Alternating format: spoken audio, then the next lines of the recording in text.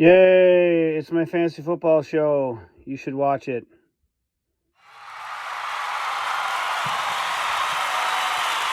Why, hello and welcome back to all of my friends, my fans, and of course you, yes you, my fellow FTFLers, to the longest running weekly episodic fantasy football show out there. That is right, it is time once again for the FTFL weekly update, and I am not only your host, and I know you're going, Brett, we've heard these things. I get it. However, I feel it's important for me to state every single time, because not only am I the host of this award-winning program, which next week, by the way, you can see this was for the 100th episode. Next week, from Chicago, the Windy City, episode 150. That's right. Not only the two-time FTFL champion, and not only your reigning, defending, undisputed consolation champion, I am also that voice that you hear in your ear, quietly reassuring you that no matter how hard you try, no matter what lengths you go to, there ain't no stopping the Hulkamaniacs, baby, this year. For life. That's right, it is I, Brett Sieber. Welcome back to the show. Here we are, 3 lone weeks left to the regular season. Just 3. Now that number, kind of interesting. Just a couple of weeks ago, Eric had a 3-game lead in the South. Don't look now, but that's down to 1 because of results from this week. Now, still, with 8 wins, Eric's pretty much guaranteed a playoff spot. However, things are getting a little tighter for him. Now, I have found my 8th victory as well and have watched my lead in the FTFL North, the greatest division ever, to 2 games. Sid, if the playoffs were to start today, is in the 6th and final spot. Trogdor, of course, losing this past week. We'll talk all about that. Sorry, Trogdor. He lost. Jeff, of course, also continues to lose. My good God. 9 losses in a row. Where does that stack up in FTFL history? I think our friend the Number Muncher is weighing in later in the show, letting us know just where Jeff is in the history, in the annals, not the annals, all you sick freaks out there, the annals of FTFL history. One other number, though, that's been interesting, someone pointed this out to me, friend of the show, Jeff's all-play record after last week, he has 13 victories on the season. In 11 weeks of all play, Jeff has mustered 13. If we go back over the last 5 seasons, I guess including this one, so the last 4 after this one, it was 55 was the lowest number in 2023. 55. I don't see that one happening. 35 in 2022. Jeff might be able to get to 35. 46 and 21. 42 and 20. Jeff is not just having a bad season. He's having an historically bad season. He is on the cusp of breaking and or tying records across the board. I put it out last week, Jeff. A lot's happened since your last win. In a few more weeks, I'll be another year older, for Christ's sake, Jeff. Get it done. 3 weeks. 3 to go. Only really Jeff has been eliminated. The races are tightening up. Can't wait to see how this plays out. And let's get to the games. Now, I talked about this briefly. Eric Packatak coming in at 8-2, taking on the Valhalla Vandals at 6-4. And wouldn't you know it, here comes Peter. 96.5 for Peter, 76.5 for Eric. If you're Peter, Amon-Ra St. Brown, 27.5 points. That is his highest total since week 2 in the season 2022. Big game for him. David, the bane of my existence, Montgomery, 19.5. J.K. Dobbins, 14.5. Dicker, the kicker, 12. Smith had 10. Run, CMC, 8. Travis Kelce, 1. Snapped his 3-game streak of having double digits. Peter's this team that has really good players and has some really good players that haven't really lived up to expectations. If they were to find themselves in a better place. Now, you know what? Maybe Peter finds himself in the conversation. Right now, he's in the playoffs. So enough said. If you're Eric, not the greatest week. Josh Allen, 18. Jacob, 16. King Henry, 10 points. 175 points through 11 weeks, by the way. That's right. The guy that Sid didn't keep is the 8th overall in the entire league. That's right. Even with the quarterbacks in play, he is number 8 overall. By the way, last year, Derrick Henry had 160 points total for the entire season. He is having a banner year. That is why Eric is 8-3. I hope. I guess I hope that I beat Eric in the playoffs. But for Eric's sake, to let this season by Derrick Henry go to the waste would be a real shame. Justin Jefferson had 7 points. He's the number 4 receiver right now. 230 back in 22. Last year, 102, a lot of injury time. 115 in 24. That was in 23, 24, 115. So really, Justin Jefferson, a great receiver. No one's arguing this. But he hasn't had a season like he did in 22 now for 3 years running. So you gotta kind of wonder when that check is finally going to get cashed. Debo had 2. Currently, Jefferson's the number 4 receiver. Debo, the 42nd receiver. He had 113 in 22, 173 in 23, 60 last year, lots of injuries. Debo's another one of those guys. And receivers, I get it, can be kind of boom or bust. However, right now, a lot of busting on Eric's team, which is why he has lost 2 in a row. He falls to 8-3. Still, 1-game lead in the South, the weaker of the two divisions, as I pointed out earlier. Time for Eric still to kind of just gather everything together, take a deep breath, and get ready for the playoffs, because you're going next up. The Hulkamaniacs is 7-3, taking on his brother in the mix and cocktails, Andy the pizza providing, 6-4. This one was tight. I was nervous going into Monday night. I was going to get chased. I didn't want to get chased. Too many people have been getting chased. This dude is a dangerous man. He seems uncoverable right now. He is on a desperate team, and a team that if they find themselves, which really it looks to be the case, on the outside looking in for the playoffs, what's left for them to play for? I'll tell you, a massive contract, single season records. These are the kind of things that could propel him and Andy's team into the playoffs and be a threat in the playoffs. This week, it wasn't quite enough. 81 for Andy, 83.5 for me. For me, it was a really just well-rounded team effort. Puka Nacua, 17.5. Jahmyr Gibbs, 14.5. The better Detroit running back, might add. Lamar, 12 points. That's funny. Jordan Love, who everyone seems to hate and Lamar is better than, had 16 on the bench. Yeah, free Lamar. Jason Sanders, 11. Tucker Kraft, off week for him, 0 points. If you're Andy, Patrick Mahomes had 20. Jamar, the number 1 receiver in all of football, Chase, 19.5 points. He is the number 1 receiver in our league by 60 points. By 60, by God, points. He is absolutely killing it. Devin A-Chain, 14. Jonathan, I just acquired him for a second-round pick. Taylor, 4.5. DeAndre Hopkins, 1.5. I did predict that DeAndre Hopkins was out of gas. He had that 1 week. I still kind of think that's where we're at. He'll have his moments. The guy that really, though, and we're talking about Debo, and I'm talking about Jefferson, some of these players that are somewhat underperforming, Jonathan Taylor. His best season was already 4 years ago. It's been a lot of injuries and not a lot of much in between. I know Andy's got high hopes for him. Maybe he's able to turn that around. For now, he falls to 6-5, would still be in the playoffs if they started today. Another team that finds himself falling to 6-5 after this week, the Radioactive Monkeys, coming in at 6-4, taking on the lowly Architect at 3-7. And wouldn't you know it, Matt put up a smooth 105 to Salty's 80.5. If you're Matt, Jared Goff having himself a career season, 36 points. Chris, I kicked from every spot on the field. Boswell, 24 points. By the way, 6 points away from tying the all-time record for single-game kicker performance.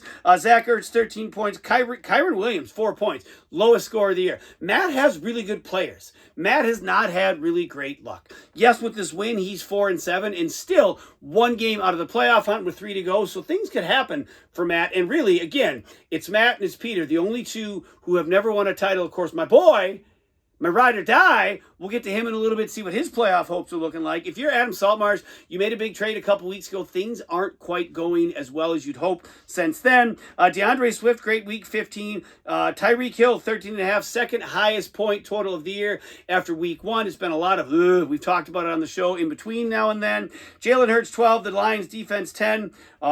Garrett Wilson, 2 points, lowest of the season. Joe Burrow, 28 points on the bench, really wouldn't have mattered. Saltmarsh falls to 6-5. And again, in the playoffs if they started today. You'd like momentum. You'd like to see some signs of a team that's ready to go. But for now, you go to 6-5, and we shall go to our old and dear friend, dear friend, Peter Vingy with the Cringy Report.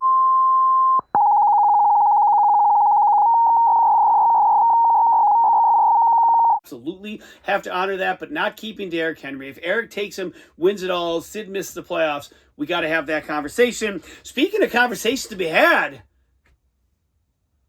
don't look now, but those objects in the rearview mirror are closer than they appear. And if what you're seeing in the rearview mirror is a big old pile of dickweed, that's right. Dickweed comes into this week at 3-7 thinking he ain't got a whole lot of shot at this. Oh, and who's he playing? Trogdor, who seemingly is throwing stuff at the wall, waiting to see what sticks. There seems to be a plan. There doesn't seem to be a plan. He argues there's a plan. I would love for him to come and sit right next to me on the show in a couple of weeks to talk all about how the master plan did and or didn't work. John, 113, second highest point total for him of the year. Adam Saltmarsh, great week, 103.5. But of course, even a math teacher in Browerville will tell you that does not beat John's score. If you're John, good God, Joe Mixon. 33 points. He has had 19 plus points a week over the last 6 weeks. Second highest point total of the last 3 years. He had 46 in week 9 of 2022. Good Christ, 46 points. Saquon Barkley. John's team, again, kind of like Matt. Some good players on there, maybe not the best luck. Is it rounding into form at just the right time? We will see. Saquon at 29, Jake Bates, 12. Jaden, here's where John's team is going to run into problems. Jaden Daniels was all world in his first 8 weeks, and now it's kind of slowed off a little bit, only 10 this week. Nico Collins, welcome back, 4 points. You're hoping for more than that next week from John if he really wants to get this playoff push going. If you're Adam, Cooper Kupp, newly acquired, 25. Justin Herbert, 20, who I saw you recently dropped. I guess good riddance. We hardly knew ye. James Cook, 14.5. David Njoku, 10.5. Alvin Kamara, 6. Second lowest point total of the season. He has lost 3 in a row, and this week, by the way, doesn't look any better. Take a look at Adam Swartz' bench for this week. All but one player on a bye. Some would call that bad luck. Others would say that was poor planning on part of the GM. But I'll let all of you decide how you'd like to interpret that. Last game of the week, make America great again. Taking 4-6, taking on Mana. 4-time Lucky Pants, breaking and entering, title thieving, looking around, scuffling about, looking for change on the floor of the bowling alley.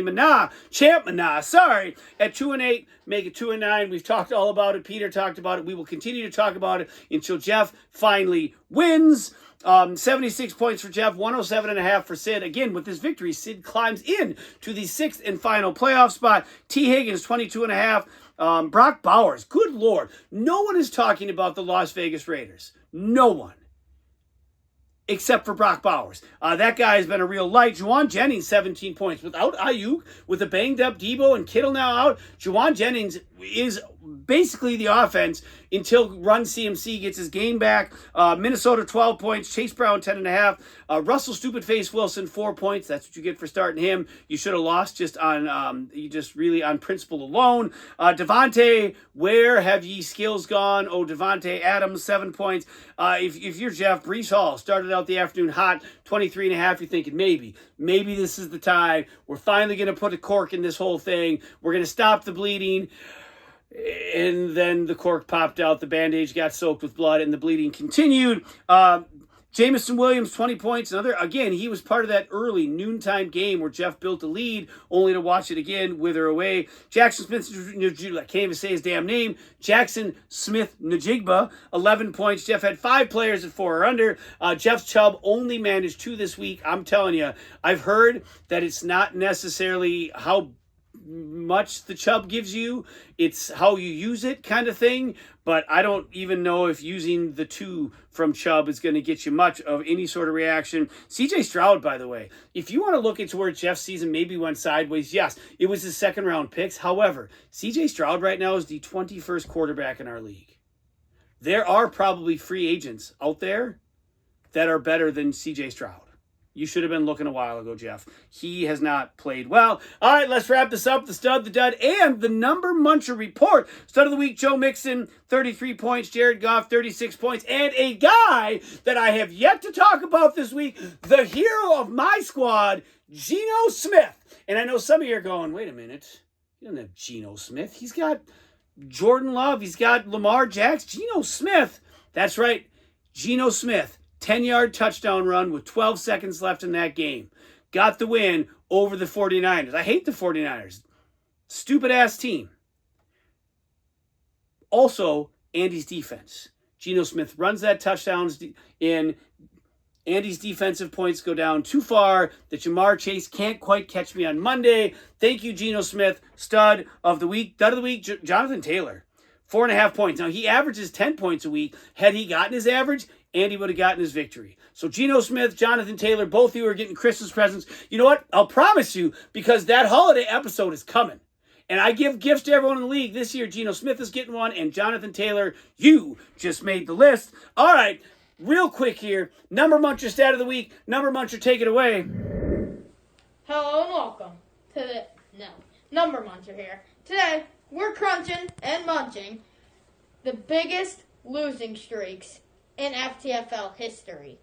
So, at 6 games, Sam, it's not too bad, right? 7 games. Getting up there, not too bad. Now, these are some big losers. Number 9 games. And now, we dug a little deeper and found 2005 biggest losing streak. Drum roll, please. The Killer Whales. Sid Hagen. 10-game losing streak. So, I gotta go. I'm out. I told you, historically bad. He is on the precipice of terribleness. And speaking of Sid, how in the blue hell did you lose 10 games in a row? Were you in a coma? Were you out of the country? Were you being held captive somewhere? Like, how does that happen? How does one lose 10 games in a row? I don't know. I wish I could remember far enough back. That was 20 years ago. Good Lord, the number of amazing things that have happened between now and then. And now, really not a whole lot of time between now and week 12. Here are the games we have to look forward to. The Pack Attack looking to get back on the left side of the column. 8-3 taking on Make America Great Again, who is coming on fast at 5-6. The Hulkamaniacs at 8-3 taking on Trogdor at 5-6. Also, he hoping to get off the schneid. The Valhalla Vandals at 7-4, taking on the Radioactive Monkeys at 6-5. Adam would love a win. Peter would love to cement his playoff status. Mixing Cocktails at 6-5, taking on Mana, 4-time Lucky Pants, breaking and entering. Just the most saddest excuse for a fantasy football team this season in the FTFL champ Mana at 2-9. And last but not least, the Architect at 4-7, taking on my ride or die, Team Dick Wade at 4-7. This one, to me, is loser misses the playoffs, winner still has a chance. And really, isn't that all we can ask for, is a chance? I was once, I once heard, any man who's got 2 fists has a fighting chance. I'm not entirely sure if that's true. I don't know what half of you do with, one or the other when this one's busy or that one's not. But you know what? I digress. We should close the show. Until next time, my friends, peace! Propane. I don't know if I got much for propane accessory. I got this tool that we used once, but I was hoping to maybe use again. You never know. I got some WD-40 because when does this stuff not come into handy? I got a weight belt because I think we're probably going to be doing some lifting and such, yeah. Are you really bringing all that stuff with you? Ooh. I got some snacks. You don't really ever leave home without the Doritos. I got a bungee cord, even though I did have a recent disagreement, if you know what I mean with it. But, yeah, and then I got, hold on now. Crowbars up. All right. There isn't going to be time for a pickup game of hockey. You're probably right. I'll go ahead and take that out and set that down. I hope this works. I hope you find him, and I hope you're able to shake whatever is going on out of him and get him back on track. All right, well, I think I'm good and ready. You should go now. Now? No, tomorrow, Egghead. Yes, now. Get out. Go. Hey, I'll go. I'm going to go find Bart.